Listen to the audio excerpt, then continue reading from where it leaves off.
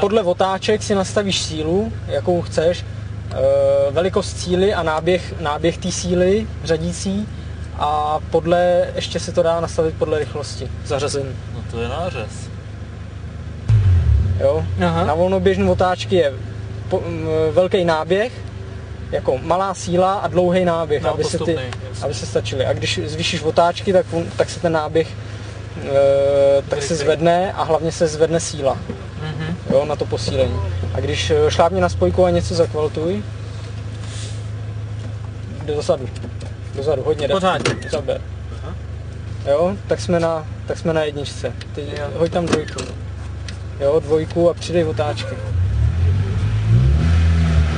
Jo, na toho se to mění. Já si tady můžu nastavit vlastně, jaký otáčky chci.